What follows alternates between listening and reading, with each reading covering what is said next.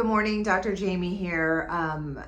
Getting asked by a lot of my students, what size needles do you use when you're needling the pelvic floor? Well, let me show you. How about really, really long, thick needles? This is a 0.75 and it's a 0.30 by 75 millimeter. Am I gonna use this in someone's perennial body? Absolutely not. Am I going to use it in an obturator tendon? Yes, I am. Am I going to use it in a piriformis? Yes, I am. Am I going to use it in, let's say, the superior gemelli? Yes, I am. Am I going to do this in the perennial body? No, I am not. But what would you use in the perennial body? Great question. I'm going to use a 1-inch. That's maybe anywhere from 0.18 to 0.18 times 25 millimeter to a 0.25 by 25 millimeter. You don't need to go deep there in the perineum, right? Don't need to go deep in the perineum. You don't need to go deep in the transverse perineum.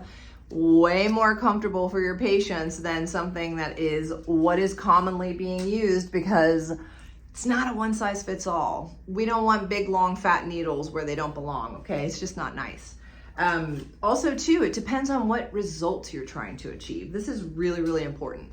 If you are working in, let's say, someone's subcutaneous fascia on their labia, for example, their labia majoris, you need to be able to finesse and untangle those fascial, those bound up little Rice Krispies or gummy bears that I call them. You want to be able to gently and efficiently unwind the fascia. Your patient will feel it. It's incredible.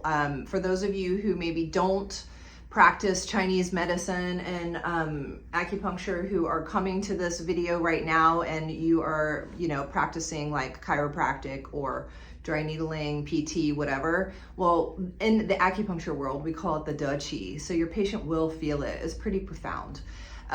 If you're trying to get into a tendon or a ligament, you're going to need a lot thicker needle than a 0.16 to 0.18 by whatever length that you're using, because a tendon is very, very thick, strong, carries and transmits a lot of force from those muscles.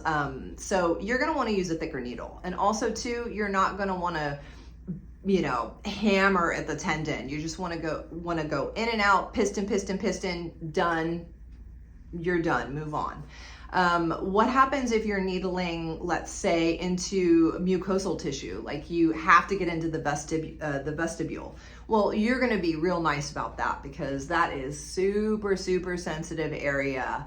That is something that we learn in the advanced pelvic floor training, but you're going to want to use an extremely thin needle there, and you're going to want to always ask your patient how they're doing. If it's super uncomfortable, if it's not tolerable, then that's a whole other story.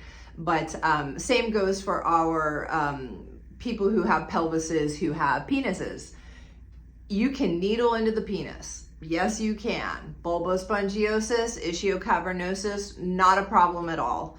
But what size needle are you going to use? Are you going to use this big, long, fat, thick needle, or are you going to be nice about it and use something a little bit thinner with a little bit more control so you don't go too deep? Which one? You're going to use this one. Anyway, technique. It's all about palpation and technique. Literally, if you're not palpating your patients, if you're not practicing the correct technique for the correct tissue that you're in, you are missing the forest through the trees. So just a teaching moment here. Hope you're having a great day, and I'll see you soon.